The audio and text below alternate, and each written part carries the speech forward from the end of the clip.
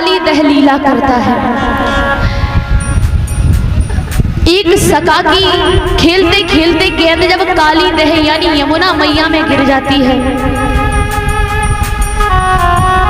यमुना मैया में जब गेंद गिर गई तो सका नाराज हो गया, देखो मोय तो मेरी गेंद चाहिए, मेरी मैया तो वैसे भी ना मोय बॉल दिलाए, और तू कन्हैया बड़ो चालू आयो, तूने मेरी बॉल यमुना मैया में डाल दी, मोय तो अभी बॉल निकाल के दे।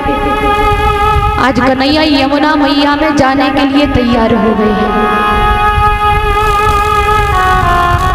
और यमुना मैया में जाने के लिए तैयार हुए। जैसे ही कूदने चले सभी सका रोकने लगे, अरे कन्हैया मत जा, मैं बॉल नहीं मांगू, तेरे प्राण हमारे लिए बहुत कीमती हैं, कन्हैया तू मत जा, मुझे बॉल नहीं चाहिए।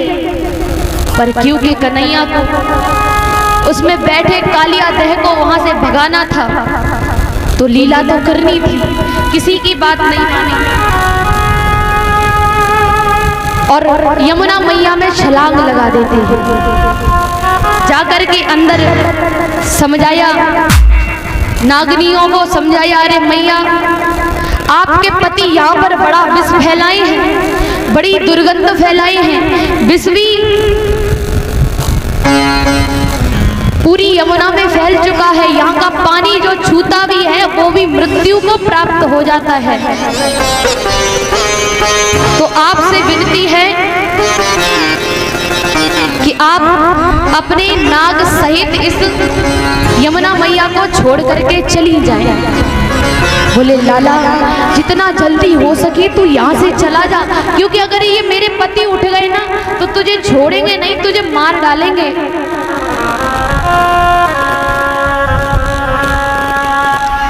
आज नागनियों ने कई बार विनती की है, लेकिन कन्हैया नहीं माने। उन्होंने कहा कि मैं जाऊंगा तो जब कालिया को भगा के ही जाऊंगा, मैया ऐसे नहीं जा सकता। और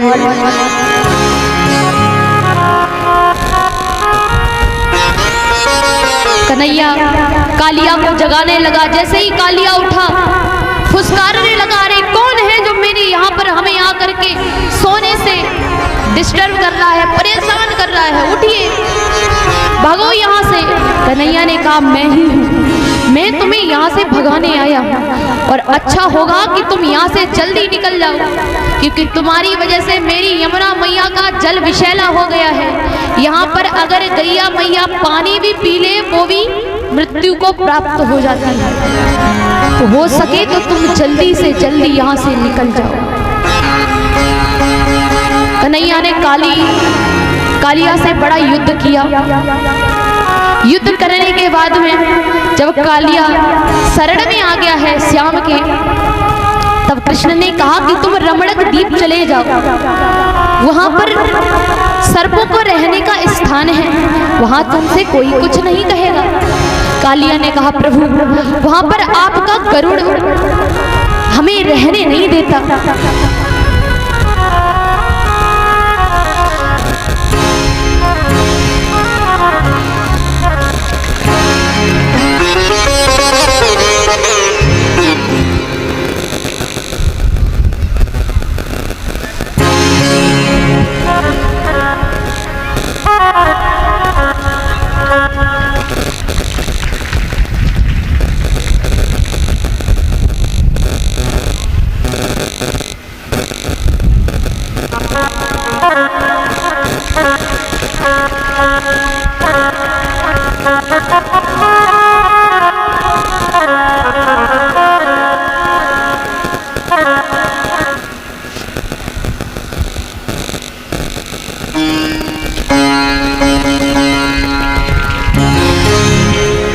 और ये अतुल यादव ग्राम उस्मानपुर से परीक्षित जी के दामाद जी हैं, जो व्यास जी का मुकुट पहनाकर और 201 रुपए की माला से सम्मान कर रहे हैं। समस्त स्टाफ को यानी शास्त्रीय स्टाफ को 50-50 रुपए से सम्मान कर रहे हैं। और ने कालिया को समझा करके कहा कि तुम रमणक द्वीप चले जाओ, वहां पर समस्त सर्पों के रहने का डेरा है। उन्होंने कहा वहां पर आपका गरुड़ हमें रहने नहीं देता प्रभु, कैसे चला जाऊं। बोले अब मैंने आपके मस्तक पर चिन्ह बना दिए हैं, जिन्हें देख करके गरुड़ आपको प्रणाम करेगा और आपको कुछ नहीं कहेगा, आप जाइए। तभी कालिया कृष्ण को लेकर के बाहर आता है और बाहर आकर के मेरे कन्हैया कालिया के फन पर नृत्य कर रहे हैं। आइए, जो मैया झूमना चाहती है ना वो भी झूमे, क्योंकि मेरा कन्हैया भी कालिया के फन पर नृत्य कर रहा है। आइए कैसे कर रहा है हम भी जानते हैं।